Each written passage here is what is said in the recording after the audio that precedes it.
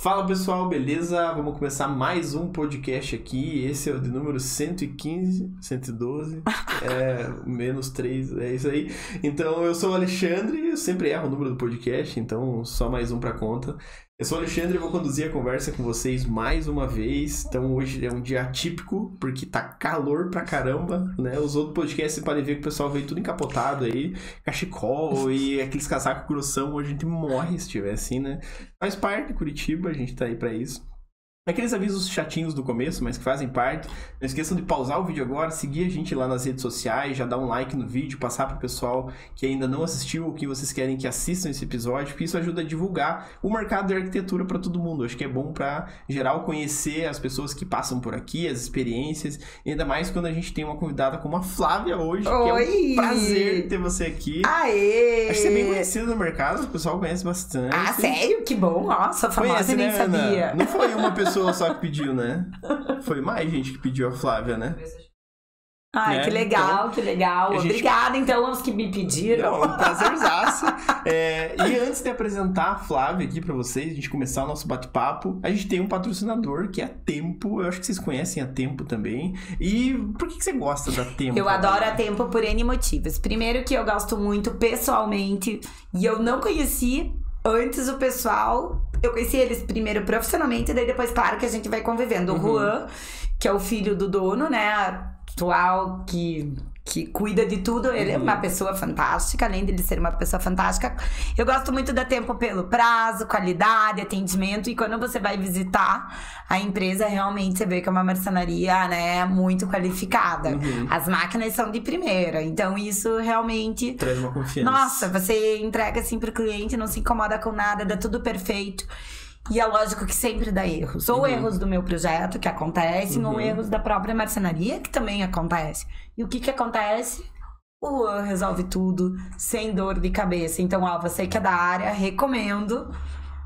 Indico a Tempo de olhos fechados. Isso que é bom, né? Tipo, indicar assim, de olhos fechados é tranquilo. Não, e é verdade. A gente já trabalha há alguns anos e os meus clientes mais exigentes, mais elitizados, é a Tempo, a primeira marcenaria que eu indico. Isso é fato, assim, né? Você sabe que se o cliente estiver ligando, não vai ser a marcenaria que tá Não. E podem até ligar reclamando de algo, mas o Juan está lá para resolver, porque como a gente lida com processos humanos no meio de uma marcenaria, que é o montador, que até o pessoal do meu escritório, ou eu mesma que desenhamos... Gente, tudo tá suscetível a erros, mas o importante é resolver. E isso eles resolvem. A forma que você resolve é como resolve. E tá resolvido. Tá resolvido. Show. E bola pra frente. Perfeito, pessoal. Então, né, vocês já acompanharam a Tempo, vai ficar passando algumas imagens da Tempo aí. Se vocês não conhecem ainda, recomendo seguir lá no Instagram e acompanhar tudo que eles têm de novidades, os projetos que eles têm, porque... os profissionais que vêm aqui indicam empresas para participar, eles indicam porque são empresas boas, né? Ninguém tá recebendo nada por isso. Não. São empresas que, se você vai dormir tranquilo, eu acho que já resolve uma boa parte dos negócios. E vamos falar, né? Marcenaria dá dor de cabeça. Então, você ter um parceiro de qualidade... né, pro cliente ficar satisfeito e o escritório ficar mais tranquilo. É a melhor coisa do mundo. É bom sempre ter... Porque não existe projeto de arquitetura de interiores sem uma marcenaria. Não tem como fazer. A gente sempre quer inventar alguma coisa. Então, né, a gente tem que ter parceiros bons do lado ali. Então é isso aí, pessoal. Agora a gente vai conhecer mais a Flávia. Então, como eu falei, um prazerzaço conversar contigo aqui. Se você quiser se apresentar um pouquinho, falar um pouco sobre você. O meu nome é Flávia Bonet, eu sou arquiteta. Esse ano, meu Deus, a gente tá em 2023. Eu faço 19 anos de formada, então eu já tô 19 anos no mercado. A minha vida começou trabalhando para uma arquiteta, Cláudia Gueres, que eu fui a pupila dela, fui funcionária dela durante 6 anos no escritório dela. E após essa jornada, eu resolvi montar o meu escritório com uma prima minha que também é arquiteta. A Roberta. Nós trabalhamos alguns anos juntas. Roberta Bonet também? Roberta Bonet. E após alguns anos juntas trabalhando, decidimos, por motivos pessoais, nada obrigado, nos adoramos, nos amamos, tanto é que estou falando dela aqui, mas resolvemos cada uma ter o seu escritório. Se tiver um pi aí na imagem, é porque a Flávia falou bem da Roberta, depois falou mal, então a gente vai censurar dela. Então, daí eu já tô com o meu escritório sozinha desde 2000 e... 15. Que daí a gente terminou a sociedade e cada uma foi voar solo. Então já faz 8 anos. E você comentou que você nasceu no meio Então, eu sou do meio de arquitetura, de construção civil, na verdade. Desde que eu sou pequena, meu pai tem uma construtora de prédios verticais no mercado de Curitiba. Que até o pai da Roberta é o sócio do meu pai, porque eles são irmãos.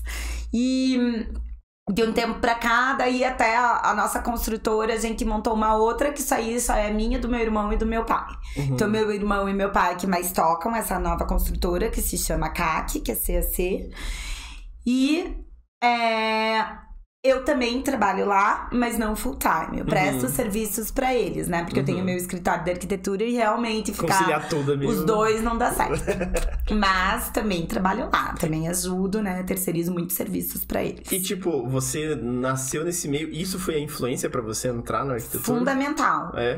Na minha casa, acho que ou você era obrigado a ser engenheiro ou arquiteto para as mulheres. Ou morava na rua. Ou medicina, eu acho que passava. Medicina passava. Medicina, acho que passava. Um direito ali, não dava pra Direito, eu fiz vestibular e passei de direito até. Mas não quis. Daí ameaçaram de jogar você pra fora de casa? Não, eu não quis fazer. Não quis fazer.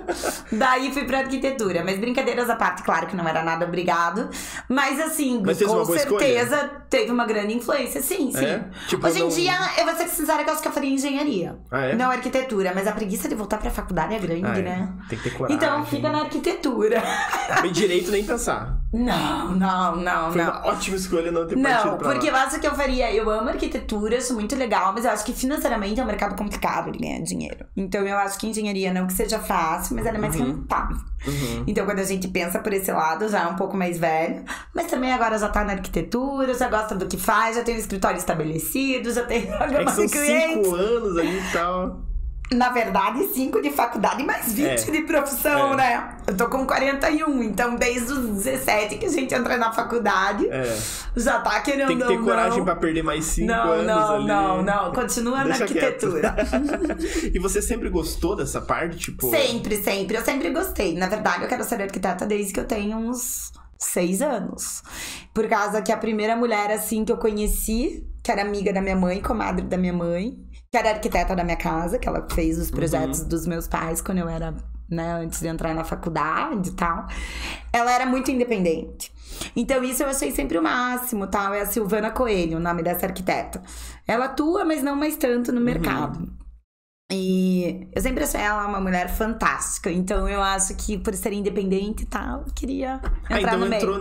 Não entrou só na parte de arquitetura, assim, tipo, entrou também eu acho que pegou mais de ver a pessoa independente pra uma época que, quando eu era criança, claro, as mães já trabalhavam, mas não eram assim tão bem sucedidas quanto hoje em dia, né? Que as mulheres praticamente 90% trabalham. Então eu acho que isso que pegou. Nossa, uma mulher independente, achei a profissão legal. E realmente é uma profissão muito legal pra mulher, né? Por mais que tenham vários homens também. Mas e você, né? Você, por mais que você trabalhe pra um outro escritório, você é autônomo, né? Você consegue mandar no seu horário. Então isso é muito legal. E faz diferença, né? Tipo, quando você tem essa autonomia. Sim, porque você tem, né, a tua casa, tal, teus afazeres pessoais. Então isso, querendo ou não, é melhor. E você, tipo, entrou no escritório da Cláudia, né? Que você Cláudia. Você quis ter teu escritório logo depois que saiu? Não? Nunca queria. É muito engraçado. Várias amigas minhas saíram da sala e queriam ter seu escritório. Eu falava, gente, eu não, porque eu sabia que eu tinha que aprender um monte. Então foi a melhor coisa que eu fiz. Eu fiquei lá 6 anos e realmente é exatamente o que eu faço hoje no meu escritório, o que eu fazia no escritório dela. Claro, eu já tinha tido estágios em outros escritórios de arquitetura, mas eu aprendi tudo o que eu sei lá, né? Daí você já sai com uma bagagem. É muito importante você trabalhar pros outros antes de abrir o seu negócio. Teve algum motivo que fez você, tipo... Sair? Foi quando... Porque assim, eu nunca pegava os projetos, sempre apareceu coisinhas desde que eu me formei. E eu nunca fazia por fora. Porque tinha namorado, tinha minha vida pessoal, então eu não queria trabalhar final de semana. O que eu fazia? Eu sempre levava pro escritório que eu trabalhava. Eu sou virginiana e sou muito metódica. Então, pra mim, trabalho é das 9 da manhã às 6 da tarde, de segunda a sexta. Acabou. Final de semana, sábado, eu trabalho. Mas de manhã. se precisar. Então eu sempre fui muito organizada. E com isso lá, quando eu me formei, eu não queria também trabalhar final de semana, que era quando eu teria tempo de trabalhar, porque eu trabalhava full time para um escritório de arquitetura. Então eu sempre levava tudo pra lá pra Cláudia. E a gente fazia uma parceria muito legal. Ela me dava uma porcentagem, óbvio, dos projetos que eu levava. E ela ficava com o restante, porque também tinha os custos do escritório dela. E isso deu super certo.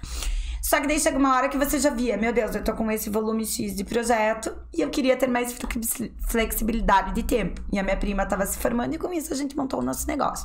Então foi um processo. Um tempo eu fiquei trabalhando nos dois, mas não deu certo. Acho que a Cláudia daí veio falar pra mim, Flávia, então já que você quer sair, a gente tinha combinado, sei lá, eu saí em junho, era fevereiro, ó. Já vai, então, né? Claro que devia atrapalhar ela, né? Toca telefone. E não tem como você realmente, eu acredito assim, tá full time num lugar, mas já tendo serviços paralelos. A mente não para, né? E não é. O horário comercial acontecem as coisas. Então, às vezes você tem uma obra, você trabalha num escritório. Você não pode ficar atendendo o telefone, né? Então isso fez com que eu também saísse. E essa mudança, tipo, de escritório e tal, foi tranquila pra você criar o teu? Muito sushi, muito tranquilo. Claro, dá aquele nervoso, né? Meu Deus, eu sabia quanto eu ganhava X por mês. Daí você vai, né? Mas tá tudo certo no final das contas, né? Você foi aprendendo e... Só que eu acho muito importante você ter uma bagagem antes de montar o seu próprio negócio. Isso eu acho fundamental pra qualquer área, né? Assim, você dá a cara pra bater do nada, a probabilidade de você fazer erros é muito maior, né? Por isso que é bom ter ir ganhando bagagem. Pra daí você boa, pegar... né? E assim é a vida, né? O escritório de arquitetura não é fácil, né? Você que atende vários arquitetos aqui no podcast e até na tua vida, né, profissional. Ninguém falou que é fácil ainda, até agora. Nossa, eu acho mega difícil. Tá pra chegar e eu alguém. acho mais difícil ainda de ganhar dinheiro com arquitetura. É muito complexo. Por que você acha que é complexo? Eu acho que é muito difícil, porque é prestação de serviços, né? Então eu acho que tem esse processo das pessoas, às vezes elas pagam 100 mil reais num sofá, e acontece bem tranquilo. E aquele mesmo cliente, às vezes, você passa um orçamento, sei lá, de 30, 40 mil do teu trabalho. E o cliente não aceita aquele valor, mas ele pagaria 100 mil num sofá, pagaria 200 mil nos móveis planejados da casa dele. Então eu acredito nessa falta de valorização da prestação de serviços. Mas isso não é só da área de arquitetura, é qualquer área que você presta serviços, tipo serviço publicidade, marketing. Então é isso, quando você presta serviço, tem, né, E você acha que falta, tipo, uma educação pro cliente? Não é nem educação, é mais ver que é difícil mostrar que tem valor. Eu acho que até, assim, os órgãos de arquitetura teriam que fazer mais trabalhos para você pegar e valorizar a profissão. Mais fiscalizações em obras, porque tem muitas pessoas que atuam na área de arquitetura e não são arquitetos, entendeu? Então isso eu acho que dificulta. Uma coisa é você ser designer de interiores e você trabalhar dentro da sua área, beleza, ok. Mas não pegar e fazer projetos de arquitetura, que isso acontece muito. Então, daí acontecem o quê? Muitos erros. E com isso, os clientes ficam meio traumatizados. Vai queimando o mercado. Então, é super complexo, né? E também o valor do mercado, né? Que isso, mas é um assunto muito longo, que eu acho que todos os profissionais... né? Mas isso na último, a gente vai lançar um podcast que a gente falou com o pessoal que tá concorrendo a uma chapa do Cal. Sim. Que acho que é a chapa 3, né, Ana? E eles falam justamente disso, que não tô puxando o saco deles, tá? Pra avisar, não tô fazendo campanha aqui, mas eles falam dessa valorização que tem muito, acho que é 84% do mercado da arquitetura é informal. Então sobra só, tipo, 16%, espero que essa conta esteja certa, 16% do mercado que é feito formalmente.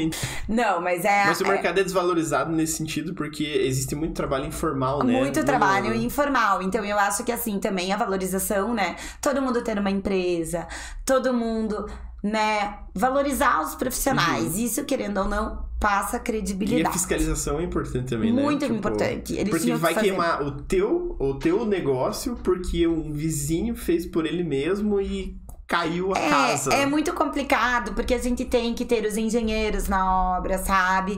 Tem que ter até os arquitetos, podem tocar a obra certinho, mas fazer tudo de uma maneira correta, né? Então, assim, é complicado, porque eu estou fazendo meu apartamento agora. E realmente, quando a gente faz, se não tiver um engenheiro mesmo por trás, muitas vezes, as obras...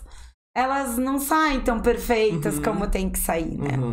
E são coisas que, tipo, você vai aprender. Isso que faz parte da bagagem, né? Também. Da bagagem, porque total. Talvez pode existir a percepção de você sair da faculdade e achar que, não, é só desenhar um projetinho aqui, né? O cliente Mas imagina. aí que vem você trabalhar pros outros antes de você montar o seu próprio negócio. Ali você vê que é... Né? E eu acredito muito também, hoje em dia, esse negócio de home office. Então, assim, tudo bem fazer home office, mas o arquiteto... Quando você tá do lado da tua equipe, é muito diferente. Não, é diferente. É muito diferente. Eu, pelo menos, sou aquela arquiteta nesse ponto que eu gosto de todo mundo que trabalha comigo ali, sabe? Principalmente estágio. Que isso é um ponto muito interessante. Hoje em dia, parece até que quando você vai fazer as entrevistas com os estagiários, eles estão entrevistando você e não você ele. E a maioria, não dá pra ser home office? Eu falo, gente, é estágio, como é que vai ser home office? Você tem que estar lá do lado, né? E eu tenho no meu escritório o Márcio, que é meu braço direito, esquerdo, perna direita, esquerda, que é um mega arquiteto, que eu amo de paixão, que trabalha comigo. Que ele fica muito mais no escritório do que eu, porque eu fico ali apagando incêndio na rua. Ele que tem que ajudar os estagiários, ele que corrige, ele que explica, ele que conversa. Eu também, lógico, mas ele mais do que eu até. E como é que daí os estagiários querem ficar em casa? Então, esse negócio também da arquitetura é muito de você estar ali. Claro que tem jobs para quando é freelance, home office é perfeito, porque a pessoa já tem o expertise e ela sabe desenvolver. Exato. Não tem problema nenhum. Quando você tá se desenvolvendo, é complicado. Agora, quando você tá aprendendo, nada melhor do que fazer um estágio. Então, uma dica que eu dou pra galera aí que tá na faculdade de arquitetura, vão fazer estágio. E tá cada vez mais difícil de conseguir estagiários. É porque eu acho que a geração mudou. Já estamos falando de geração. Não, vamos deixar baixo o assunto. Não, mas é verdade. A galera mais nova, elas não entendem que é fundamental um estágio. É que esse tete a tete, tipo, a conversa lá, sentir o humor do momento, putz, um cliente te liga. Você tá lá no escritório, sentado e tem as pessoas lá, o cliente liga, tipo, fala, você desliga o telefone, a tua expressão vai dizer se foi bom ou foi ruim. Você sabe. Tá. Óbvio. Então você já sabe. Não, vamos lá, vamos ajudar. Vamos ajudar. E é muito legal participar dessa vida do escritório, né? É claro que agora, de em dia, óbvio, manter um escritório é muito caro. Muito caro. Por isso que muita galera tá trabalhando em home office, até pessoas que têm escritórios super legais, super conceituados. Mas eu ainda não sou dessa geração. Eu adoro ir pro escritório. Pra mim, a minha rotina faz parte pro escritório. Eu adoro estar lá dentro. E esses dias eu fui viajar. Tirei agora 15 dias de férias. E até fui ver um projeto fora e aproveitei e tirei férias. Dei uma emendada. E o Márcio do meu escritório, que é esse meu braço direito, óbvio, ele assumiu as minhas funções, né? Que é ali nas obras, que sou eu que toco as obras, vou lá ver. E ficou pouco no escritório. Daí ele me mandou assim um dia, um áudio. Nossa, Flá, agora eu entendo quando você fala. Ai, que bom que hoje eu fiquei no escritório. Quando você falava isso, eu não entendia. Mas é tão bom quando você para. Porque senão a gente fica, às vezes, 2 dias sem aparecer no escritório. Hoje é um dia que eu vou ficar fora o dia inteiro. E amanhã pela tarde também, entendeu? Então eu vou ter uma meia manhã ali pra organizar as coisas. Só pra dar um ovo, vamos lá. Passar os projetos e tal, né? E assim, a vida é uma correria, mas é uma delícia também, né? E quando você entrou lá no escritório da Cláudia, por exemplo, era tudo presencial, né? Então... Tudo presencial. Nossa, eu desenhava à mão. Não tinha, tipo, a gente usava AutoCAD, mas não era que nem era hoje. Não tinha SketchUp, a gente fazia...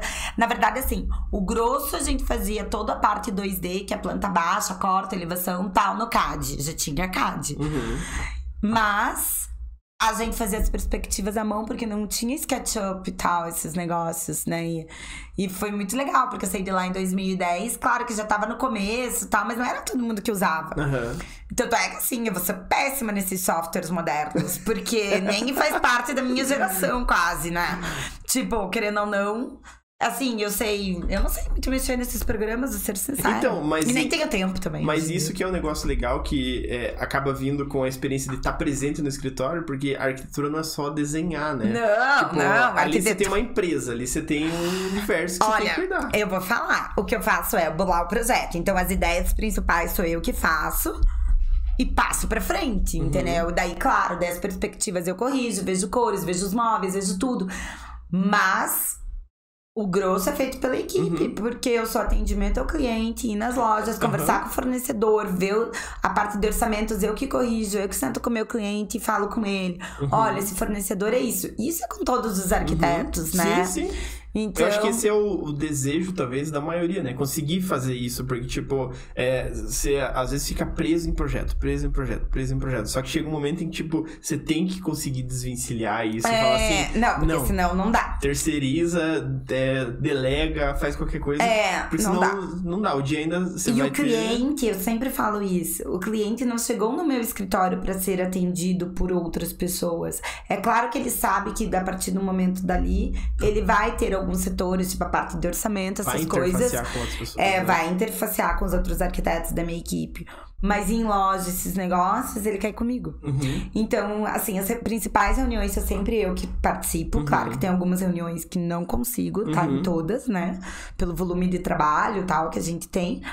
Mas, na verdade, o cliente quer a Flávia. Isso, exatamente. Ele não contratou o João, o José, o fulano. Então, é isso que a gente tem que saber. Também é muito importante o arquiteto saber o momento principal de estar na obra. Na obra não, com o cliente, né? O momento principal de estar com o seu cliente. Você tem que saber a hora que você tem que estar ali e saber a hora que você vai delegar pra não magoar o cliente. E pra ele não ficar insatisfeito, né? Não, e isso faz muito parte de, tipo, conseguir escalar ou conseguir ter mais projetos, né? Porque, tipo, um escritório normalmente começa com uma ou duas pessoas, vamos dizer assim. Sim. Se as duas só projetam, não tem quem venda. Se tem só quem vende, não tem quem projeta. Se não tem quem vende projeto, não tem quem toca a obra. Então... Mega difícil de conseguir alguém, por sinal. Estou precisando de alguém no meu escritório, ó. Não, eu tô precisando mesmo. Porque, meu Deus do céu, é bem isso. E tá difícil da sua gente. E essa parte de, tipo, interfacear com o cliente, fazer venda, vamos dizer assim, é difícil de achar quem goste, quem tenha o tino de fazer isso, né? Sim, você sabe disso, né? Não pode ser meio comercial, simples, né? Não pode ser. E você tem que saber falar a linguagem do cliente. Isso que é o mais, assim, difícil. Mas normalmente o cliente que te escolhe, que te contrata, ele já vai falar a mesma linguagem que você. Então é muito impressionante, assim, os perfis dos clientes do escritório. Claro que tem variados, óbvio. Mas é mais ou menos a mesma linha, é o mesmo meio social, é o mesmo tudo, porque é o tipo de cliente do teu escritório. Você não muda, né? Sim. Isso é muito engraçado. E você sempre foi, assim, tipo, despojada Totalmente, e tal? totalmente. Porque isso ajuda bastante, né? Sempre. Aprender isso é mesmo. Mas você também tem que saber o limite até onde você entra na vida do cliente. Eu não sou, por exemplo, aquela arquiteta, claro, eu me torno próxima dos clientes enquanto está na fase de projeto. Mas, ao mesmo tempo, eu gosto de ser a arquiteta. Eu sei que eu não sou amiga dos clientes. Então, isso também é uma coisa que a gente vai aprendendo muito com a vida. O primeiro curso que eu fiz com o Ricardo Botelho, que é um cara de marketing, ele sempre ensinou. Quem fala mais é mais despachada, você não é amiga do seu cliente e nem pode se tornar. Para ser uma relação mais profissional. É lógico que a gente fica próximo, que conversa muito sobre assuntos íntimos. Às vezes, né, você acaba, por exemplo, os clientes que trabalham na hora do almoço, a gente acaba almoçando juntos.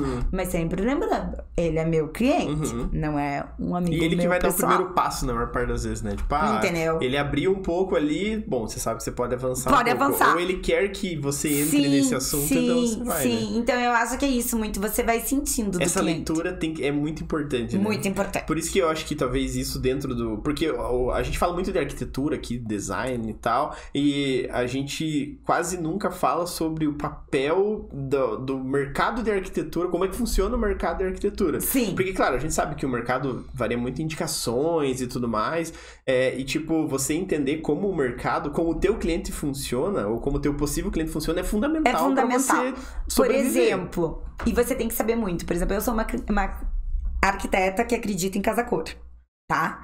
Eu já fiz algumas casa-cores e sempre tive retorno. Por quê? Porque eu fico lá, converso com as pessoas, eu fico o tempo todo. Mas é impressionante que as pessoas que vão te procurar por causa da casa-cor é porque gostaram da tua maneira de ser e a maneira com que você fala. Então isso já é um filtro pro teu escritório. Isso é uma diferença enorme, né? E a empatia, porque tem gente que vai gostar de você e tem gente que não vai. Eu tenho uma amigona minha arquiteta, que é muito engraçada, que a gente já teve vários clientes que orçaram comigo e com ela.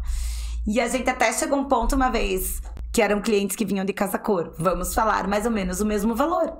E eu perdi pra ela. Algum cliente X. Putz, ela era mais legal, então? Não é nem questão de legal ou não legal. a pessoa A vibe. teve mais empatia com ela. E teve outros que tiveram mais empatia comigo. É a vibe, a maneira da pessoa. Daí entra muito o pessoal da pessoa que ela vê em você algo que se identifique mais com ela. Por isso que eu falo que, às vezes, todos os clientes do teu escritório, não digo todos, porque claro que tem exceção, foi aquilo que eu já falei. Tem a mesma característica, sabe? O mesmo meio social.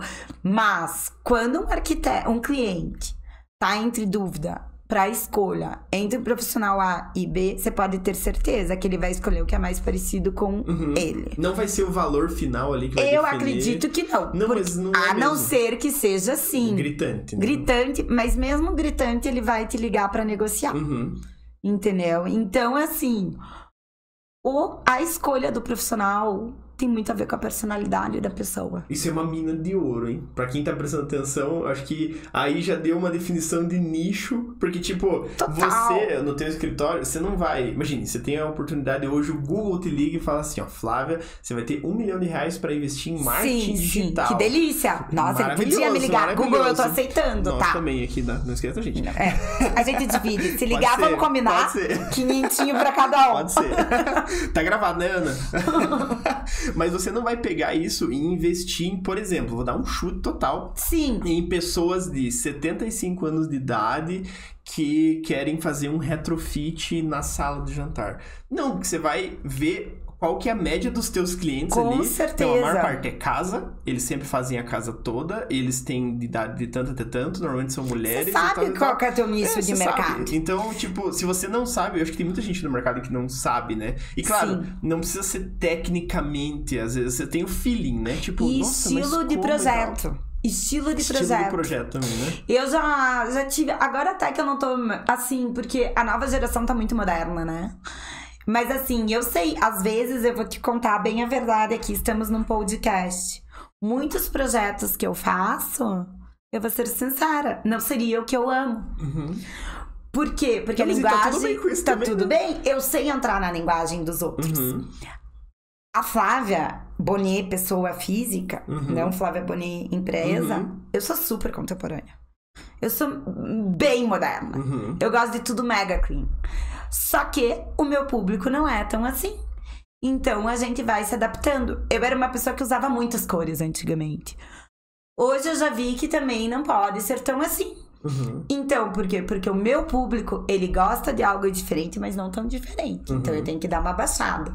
Eu tô com uns 2, 3 projetos no escritório que são de mulheres. Eu falo mulheres, são casais, mas né, é mais a estilo que elas são mais clássicas. Elas já vieram pra mim me contratando. Nossa, porque eu sou mais clássica. Até eu falei, meu Deus. E que foge um pouco do que normalmente você faz, então. Mas elas são uns clássicos contemporâneos. Então aí a gente já tá... Os projetos, cara, estão ficando muito legais. Todos. Até tem 2 desses que eu vou começar agora a fazer bem a parte de interiores.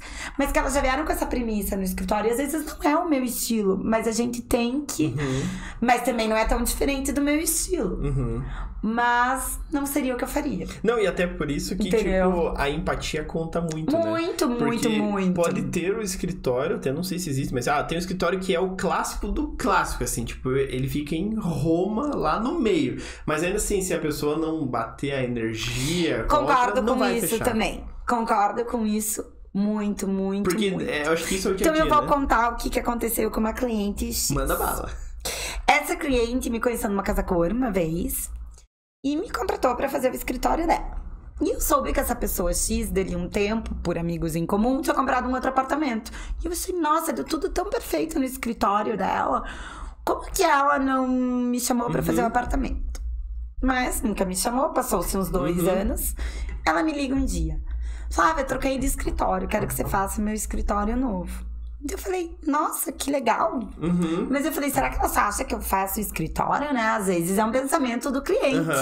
Faltou, às vezes, eu mostrar o meu trabalho da parte de residencial, né? Não ficar só no corporativo e tal. Fiz o novo escritório dela, tudo pronto. Eu tive que entrar no assunto, só que eu não sabia como. Mas um dia tive a oportunidade e perguntei, escute, por que você, né? Qual foi a profissional X que você contratou? Claro que deu abertura dela, me falou. Sim. Falei, por que você Não, contratou? não é afrontando, né? Não, é curiosidade. Normal. Porque ela foi minha cliente, saiu e voltou.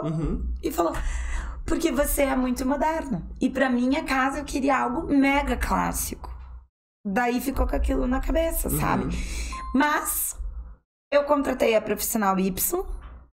Eu não tive muita empatia com ela, me arrependi. Por isso que agora a gente voltou pra você. Então é isso que você falou. Que às vezes a pessoa não tem um estilo muito a ver com o teu, mas você gostou muito da pessoa. Então ela entrou em alguma coisa que você mexeu com alguma coisa na mente dela e ela vai te contratar é que você por normalmente isso. se sente bem quando você tá com as Com a pessoas. pessoa. E uma coisa que eu sou, que as pessoas acham, ela é fresca, não sei. Gente, eu sou muito suci, muito na boa, muito isso. E isso faz com que os meus clientes fiquem muito à vontade comigo, sabe? Então eu deixo eles muito à vontade, isso é muito legal. É sem frescura. O meu escritório não tem frescura. De boa, tudo. Tudo de boa, de boa, de boa. Sabe? Porque a gente fala muito, quando a gente fala em empatia, que tem gente que força a empatia. Isso também não funciona, né? Não funciona. Porque daí você tem que ter 10 empatias. Mas eu acho que hoje em dia o pessoal já se liga disso. Não, todo mundo é malandro. Eu até comento, quem for trabalhar com arquitetura no Rio de Janeiro, por exemplo, nunca vai conseguir fazer isso, porque o pessoal é muito malandro, assim, muito malandro. Entende bem assim, consegue ler as pessoas. E acho que isso é um dos pontos bem críticos dentro da arquitetura. Sim. Que não tá numa matéria lá, né? E o legal, assim, que eu acho mais da arquitetura é quando o cliente vem de indicação. Então eu fiz minha casa, daí aparece o amigo dele. Nossa, isso é o máximo, porque senão que a pessoa gostou do trabalho e está te indicando. Então isso é legal. Mas o que a gente sofre muito hoje em dia é com a mão de obra.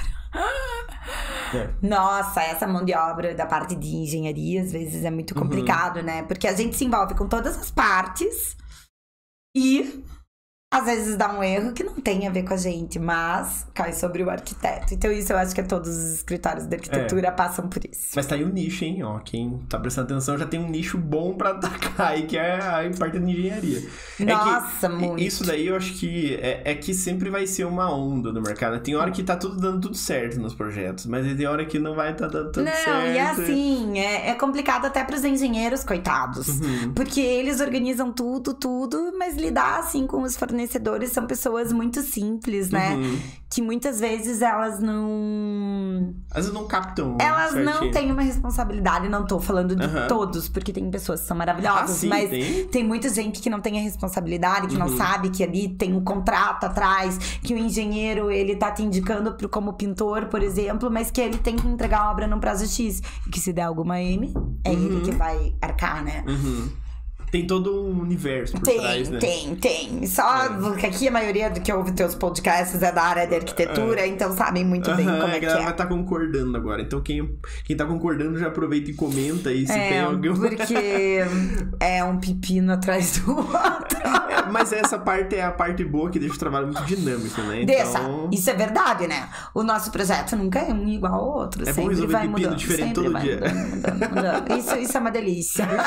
Você fica meio louquinho às vezes, mas dá tudo certo no final. Não, mas nada que uns 15 dias de férias ali, dei uma relaxada. Total. Voltar com força total, né? Não, e assim, daí isso a gente, às vezes você fica com fome. Meu Deus, que grosseira. Mas, gente, às vezes dá vontade de pegar a pessoa e torcer o pescoço também, sabe? Porque você fala uma vez, fala duas vezes, fala uma vez. Não adianta nada. Não adianta nada. É o famoso entrou pro Rio. E eu acho que também, hoje em dia, você que é da área de lojas também, gente, os orçamentos. Meu Deus do céu, o que vem de erro nesses orçamentos? A gente fica lá no escritório só corrigindo orçamento, às vezes. Né? Um subsetor, né? É um subsetor. Correção de orçamento. É um subsetor, a parte de orçamentista. Por isso que tem, né, as pessoas orçamentistas nos lugares. Porque você pede um orçamento para um A, pro B e pro C. A gente sempre trabalha quando a pessoa compra o acompanhamento de obra no escritório, daí tem incluso 3 orçamentos. Nossa, pra você, né, organizar isso, eu acho mega complexo. Eu acho que é um dos grandes pontos, assim, que eu vou te falar. Que pega...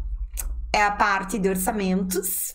Mas a parte de orçamentos é complexo porque são muitas áreas, né? Muitas. Tipo, você não vai assim, uma obra, a gente vai fazer só o piso lá. Nossa, maravilha. Mas vamos pegar assim a tempo. Marcenaria, né? o marceneiro A, B e C. A Tempo é uma, por que eu gosto da Tempo? Ó, voltando à propaganda. Faz tudo. Eu não me estresso com nada. Até estofador de cama entra ali. Só tem que escolher o tecidinho e as cores. Daí a marcenaria B não coloca iluminação, não coloca serralheria e não coloca vidro. A marcenaria C só coloca serralheria, não coloca o vidro. E daí você tem que compilar. Como é que você vai equalizar isso? Daí você já tem que pegar um terceiro fornecedor só pra serralheria e vidro pra compatibilizar. Só pro bem você. Entendeu? É tudo muito... E daí fica nas costas do profissional, é do escritório, né? E daí você tem que compatibilizar. E às vezes o fornecedor do vidro não se dá bem com o fornecedor da marcenaria. É muito complexo. É por isso que, tipo, às vezes é difícil do cliente entender quão complexo é esses processos internos, né? Porque é legal pro cliente pegar tudo mastigadinho. Fala assim, ó, agora está ok. Analise o A, o B e o C. Mas ele não tem ideia do processo que vai por trás. E outra coisa, quando o cliente chega... não vou fazer o acompanhamento da obra. Graças a Deus, eu vou te falar, no meu escritório a taxa das pessoas que fecham o projeto comigo e não fecham o acompanhamento da obra é, meu Deus, quase nula. Mas acontece. E acontece deles me ligarem no meio do caminho e falarem, acho que agora a gente quer. Então, porque é muito complexo, né? Por mais que você tenha um engenheiro que faça tudo, mas tem que saber a hora que entra a marcenaria, né? Eu tô falando da arquitetura de interiores, né? Na hora que entra tudo. E é mesmo até no projeto arquitetônico, porque o arquitetônico vai ter a hora certa de entrar a marcenaria, vai ter a hora certa de entrar a iluminação, né? Tudo. Isso é um dos pontos bem complexos, né? A hora certa. A hora certa, aí que tá, né? E às vezes até a gente... tem que acabar a obra, taca tudo lá dentro, daí você vai se organizando. Um vai conversando com o outro. Por isso tem que ter uma construtora muito boa ao teu lado, né? Pra fazer as reformas, construções do zero. Hoje em dia tá muito na onda, né? Esses retrofits de apartamentos antigos, né? Eu tenho pego um monte de pessoas que foram morar nos bairros mais afastados de Curitiba. Tipo, sei lá... Aquela casona clássica lá. Ou até apartamentos mesmo. Resolveram ir pro Ecoville. E a pessoa sempre morou no Cabral ou no Batel. Mas ainda Cabral, Ecoville e Batel.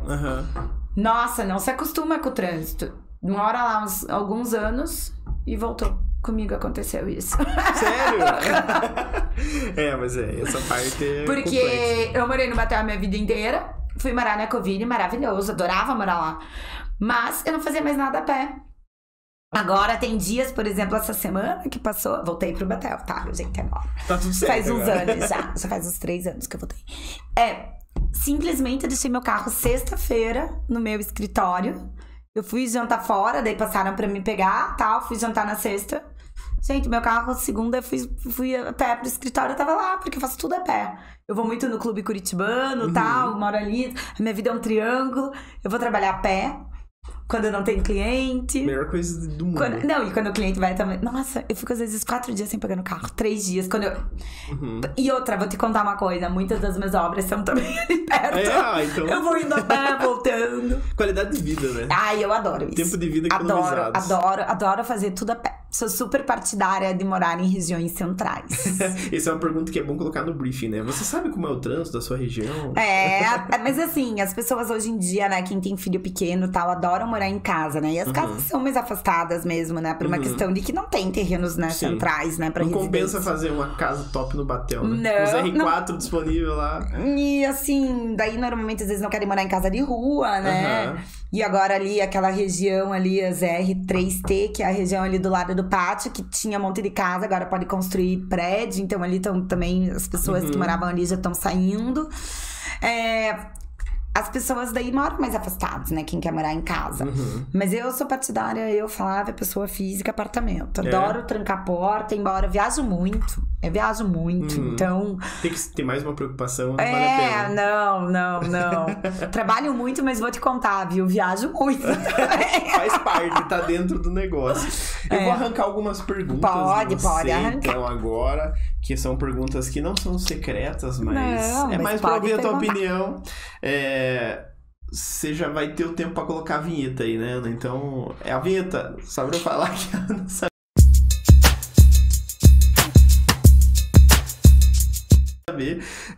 Qual que é o seu estilo arquitetônico favorito? Você tem algum estilo, assim, de forma geral? Que é o teu favorito? Você já Então, entregou eu gosto, aí. eu gosto muito do contemporâneo. Não sou tão minimalista. Eu gosto de coisas modernas, mas não minimalista. Eu gosto de elementos. Acho que tem que ter, assim, uma estante, colocar enfeite. Até eu tive um processo, assim, que eu gosto de bastante coisas nas estantes, sabe? Ultimamente. E eu gosto de cores, que nem eu já falei. Eu gosto bastante de cores. Adoro. Você deu uma diminuída nas cores, mas por causa de uma questão comercial, vamos dizer. Mas eu, Flávia, adoro. Particularmente amo. Eu gosto, acho que a cor ela traz vida, traz alegria. Eu me considero uma pessoa super alegre, de super bom humor. Claro que às vezes eu sou brava, não digo que não. Mas eu sou super bem-humorada. Todo mundo que trabalha comigo a vida inteira fala, nossa, e eu acordo bem-humorada. É? Acordo de manhã. Achamos, pessoal. Eu acordo bem-humorada. Adoro ir pra academia de manhã, bem cedinho. Tá de bem com a vida, você não vai... O porteiro tá super contente, que vai te dar bom dia, você vai estar alegre. Não, é que tem gente que não acorda tão bem-humorada. Não, eu acordo bem-humorada. Eu sou matutina. E você tem alguma rede social que você não vive sem? Ou pra você tanto faz, assim? Eu posso te falar, eu não sou de postar no Instagram. Na verdade, pra mim, o Instagram poderia não existir. Que não fazia. Não faria falta, mas mais ou menos não faria falta. Eu sou viciada em notícias.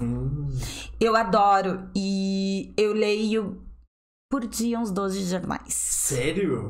Caramba! Eu adoro saber as notícias do mundo. Então é uma coisa assim, todo mundo pega o seu livro e vai ler final... Assim, né? Quando você chega do trabalho, já jantou, já arrumou a casa, já organizou ali tudo. Quando você vai deitar na cama, que é meu horário, eu pego... Eu não tenho muita mania de ler livro, isso é muito feio, gostaria de ter. Mas tem pessoas que vão pegar seu livro, tem pessoas que vão ficar no Instagram vendo a vida alheia, que também não tenho nada contra, porque é uma fofoquinha, todo mundo gosta. Mas eu gosto de ler notícia. Então, pra mim, eu não viveria atualmente sem o Instagram, não pela postagens, que é isso que eu falei que ele poderia não existir. Mas eu leio muita news no Instagram. Então, eu gosto muito de entrar na Fox News, CNN, ABC... Pra acompanhar o que tá acontecendo. NBC, todas. Eu gosto muito de ler as notícias americanas. Al Jazeera eu gosto bastante também. The Guardian de Londres. ABC, né, também. Eu não sou muito das notícias nacionais. Eu leio por cima pra saber o que tá acontecendo no país. Mas só eu pra saber dou se muito... amanhã vai dar pra sair na rua ou não?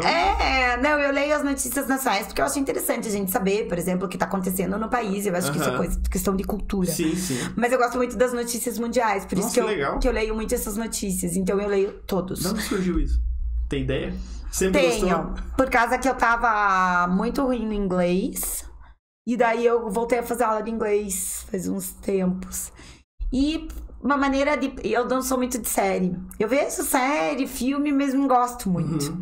Então, uma maneira que eu voltei foi... E eu sou muito curiosa. E eu me considero muito culta também. Então, a maneira que fez de eu pegar e treinar o meu inglês foi juntar notícias que eu adoro ler. Então, eu juntei os dois e eu leio muito em inglês as notícias. Mas eu fazia isso também. Eu assinava as newsletters do The New York Times. É uma delícia! É uma delícia. Só que eu não assino nenhuma newsletter, porque daí você fica presa a uma notícia. Ah, sim. E eu não gosto de colunas. Eu não gosto. Não gosto de opiniões. Odeio opiniões. Então, se você me der uma reportagem, independente do viés da pessoa... Se for a favor ou contra o teu... O favor ou contra o meu, independente. Pode ser uma pessoa que tem os mesmos pensamentos que o meu. Eu não gosto, porque eu acho que... Tira a essência da notícia. Então, se você me der uma notícia com uma coluna de alguém... Eu não vou ler. Informando alguma coisa? Informando alguma coisa, não. Não vai me interessar nada. Nada, nada. Eu gosto da notícia, por mais que a gente saiba que os jornais, hoje em dia, eles têm, né, já tem uma... Tem um viés. Você vai ler um jornal, ele tem um viés a favor de algo. As palavras que usam podem... Mas é uma notícia... neutra, entendeu? Então é muito interessante, assim, por exemplo, algumas notícias, né? Você lê assim que você fica curioso, né? Também gosto da NetGeo, da National Geographic. Nossa, eu legal. Acho interessante ver. É isso. Seria umas coisas que eu não vivo sem. Ela é minhas notícias, diariamente. E você tem algum cômodo que você gosta de arquitetar, que é o teu favorito? Eu gosto muito disso. Nisso já? Eu gosto muito de cozinha, que engraçado, eu não cozinho nada. Mas gosto de projetar cozinha. Eu gosto de projetar cozinha, se você me perguntar assim. Eu acho interessante, porque eu acho muito a personalidade da pessoa no momento. E cozinha é um ambiente de integração hoje em dia. Né? Nossa, eu acho cozinha muito legal. Muito legal mesmo. Show. E você tem algum maior medo na profissão? Eu tenho. Eu tenho medo bastante dessa inteligência artificial. Que a segunda pessoa que falou já. Porque a gente não sabe como é que é. Eu realmente, particularmente, não sei. Até quero ler mais a respeito disso e entender melhor. Que eu acho que tá muito fácil, assim, das pessoas fazerem essas coisas make yourself, assim, né? Eu faço essas coisas. Então, eu fico pensando nisso. Eu tenho medo. Eu tenho medo da profissão de arquitetura no futuro, como será. Eu ainda tenho, querendo ou não, 41 anos. Fiz essa semana passada. E tenho mais aí uns 30 anos que eu quero atuar na área, né? Eu tenho como grande exemplo a Yara Mendes, decoradora. Yara, um beijo pra você. Te amo, que ela tá mais velha e atua muito no mercado. E ela tem uma cabeça fantástica. Ela senta comigo e conversa de igual para igual. E ela deve sentar com os netinhos dela de 10, 15 anos, não sei quanto que estão os netos da Yara, de igual para igual. Isso é legal, né? Isso é porque ela trabalha. Porque tem a cabeça, porque mulheres que trabalham e as pessoas que trabalham, elas têm uma cabeça mais aberta, mais ativa. Então eu tenho medo disso, porque eu tenho ainda mais uns 30 anos de arquitetura e eu tenho medo do futuro da inteligência artificial. Não é medo. Medo não é palavra. Receio. Era bem isso. Porque a gente não sabe como lidar. E a gente já vê, assim, uns softwares que você pega, já vai colocando tudo e 90% do meu escritório é arquitetura de interiores. Então, é um negócio que me preocupa bastante. Eu uso muito o ChatGPT. ChatGPT. Você viu que já vários jornais, li ontem na Al Jazeera, que vários jornais... Não era na Al Jazeera, era no The Guardian. Numa reportagem no The Guardian. Que tava falando que eles já bloquearam o ChatGPT. Isso, o ChatGPT. O ChatGPT. De entrar nos jornais deles. Vários estão bloqueando. Eu uso bastante pra... Não sei como é que faz, né? Pra monitorar, assim, pra conseguir algumas informações. E tem um plugin que a gente usa lá, que é interessante, que eu usei ontem por curiosidade. E é um site que ele acha outras inteligências artificiais. Então, vamos dizer assim, que eu preciso escolher... Vamos mirar na arquitetura. Eu preciso de softwares ou de sites ou alguma ferramenta que me ajude a projetar a minha casa. E daí essa inteligência artificial acha. E daí lá no site, quando você entra, ele tem quais as profissões que estão sendo afetadas e uma porcentagem. Sim, mas todas vão ser afetadas. Eu acabei nem procurando arquitetura, mas ele mostra lá algumas profissões de mão de obra que lá embaixo é 0%. Mas tipo, programador, contador, direito, é super afetado porque às vezes a pessoa digita ali e já tem na ponta da... Só que por isso que estão bloqueando. Eu não sei como é que é direito, porque também eu li por cima a reportagem, né? Era até não era um livro, era um vídeo. Que dá pra você, hoje em dia, pelo que eu entendo, dá pra você identificar o que é feito pela inteligência artificial, então...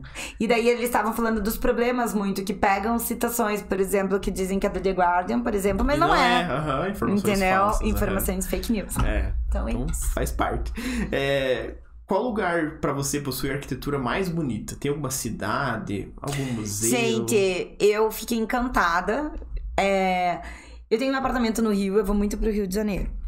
Mas a gente ganhou a viagem do Núcleo Paranaense de Decoração e eu fui agora na categoria bronze, que era a categoria mais baixa.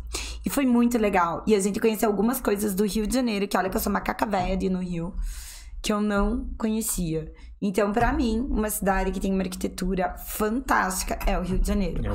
E tem um cara que eu sigo, que eu descobri ele no Instagram, uma amiga minha, arquiteta, que descobriu, que se chama Rio e Prédios Antigos, até pro Sal, vejam, é muito interessante. Que ele faz tours no Rio de Janeiro sobre os prédios de determinada época. Então, eu já fiz um tour com ele pelo Flamengo, só pela orla ali do Flamengo, e entrava um pouquinho pra dentro, só sobre os edifícios Art Deco. Agora eu fiz uma semana passada que eu tava no Rio, só sobre os edifícios daí Art Deco também de Copacabana. Então, muito interessante. Então, pra mim, uma cidade que tem uma arquitetura maravilhosa, além de né, a beleza natural é o Rio de Janeiro, porque você consegue ver obras do Oscar Niemeyer, você consegue ver obras de estilo Art Deco, você consegue ver obras da nossa época do Império. Então eu acho que para Curitiba, não, desculpa, para o Brasil é a cidade mais rica de arquitetura que tem, e é o Rio de Janeiro. É muito forte. Muito forte. Então assim, tá aqui pertinho. qualquer um que tenha, né, uma economia, você pode economizar aí, não precisa, né? Então eu acho que você me perguntou, é o Rio de Janeiro. Sou apaixonada pelo Rio. Uma pena, né, a violência, né? Porque tá violento. Mas é cidade grande é complicado. Mas o Rio, ele tem... o Rio tem uma parte... Mas assim, você se cuidar. Você não vai de colarzinho, você não vai... Não dá tirando foto com o celular na mão ali em toda a região. Como aqui, desculpa, na 7 de setembro. Eu tava andando domingo, assim, agora, semana passada, que eu tinha voltado de férias. Tava andando na 7, um senhor... foi arrancado. Então, assim, também a gente fala do Rio, mas tem qualquer lugar. Tem Arrancaram no colar. Qualquer lugar tem lugar perigoso, independente de quão complexo seja. E tem alguma situação que você passou em alguma obra que te marcou? Uma situação engraçada, ou uma situação que foi surpreendente, ou alguma coisa assim? Alguma coisa que te remete, assim, que seja mais antigo, talvez, que você sempre lembra dessa situação? Ou alguma parte super boa? Parte ruim já tiveram várias, mas não quero falar aqui. Acidentes, já teve um acidente muito sério quando eu tava numa obra, que também não veio ao caso. Acontecem, né? Mas esse foi muito sério, também não veio ao caso. Agora, coisas engraçadas... Ai, gente... É que a obra é muito dinâmica. Muito dinâmica. De engraçado, eu tenho um eletricista e um encanador. Que sério, gente. Eles trabalham comigo faz, sei lá, quantos anos. Ele é funcionário do meu engenheiro que mais toca as minhas obras. Gente, você não entende o que eles falam. Então, assim, você fica falando com ele, eu só fico... porque eu fico com vergonha de dizer que eu não entendo. Daí eu viro pro meu engenheiro e pergunto a tradução. Mas aí, a gente tem, assim, não tá me vindo nada na cabeça de algo tão engraçado. Mas sempre tem, né? E um perrenguinho de leve, você lembra? Perrenguinho de leve, tiveram... Um cano estourado. Meu Deus, vários. Eu vou contar, então, o maior perrengue de obra. Não precisa contar o maior, pode contar um mediano. Não. Esse, pra mim, foi a maior vergonha da minha vida. Estava eu, quando eu trabalhava pra Cláudia, numa obra. E na experiência, né, de uma menina, né, recém-formada. E a Cláudia me tacava nas obras. Eu me lembro que eu estava com um vestido amarelo, soltinho e até o joelho, e bateu um vento. O vestido levantou inteiro na frente do cliente, na frente do engenheiro e na frente de todos os pedreiros. Esse foi o maior perrengue que eu passei na obra. O bom é que provavelmente eles deram muita risada pra você deve ter ficado um pimentão. Eu fiquei um pimentão, imagine funcionária do escritório de arquitetura. Enfim. Bom que tá tudo certo. Foi tudo certo, mas ele levantou inteiro, gente. Vocês não estão entendendo. Levantou, ele era soltinho, bem larguinho. E até o joelho era comprido. Não ia vestido curto em obra, né, gente? Foi o vento. Gente, veio um vento assim, levantou e veio. E perto de tudo, era no segundo andar. Veio por baixo, levantou assim, levantado. Enfim. Acontece. Situações que acontecem. Enfim, né? Era mais nova, tá? Faz parte. Nunca mais fui de vestido largo em obra. Agora só com cinta ali. Nunca mais. Aprendi. Mas, Flávia, muito obrigado pelo teu tempo. Eu que quero agradecer. Muito obrigada. Prazerzaço. Nossa, foi super aqui. legal, super divertido. Show, pessoal. Obrigado quem acompanhou aí até o final esse podcast. Não esqueçam de comentar bastante e enviar para os amigos de vocês também. Não esqueçam de seguir a Flávia nas redes sociais. Há tempo também, né? Porque a gente falou tão bem deles, eu acho que não faz sentido vocês não acompanharem o serviço deles e colocarem na lista de fornecedores. E a gente fica por aqui. Até a próxima.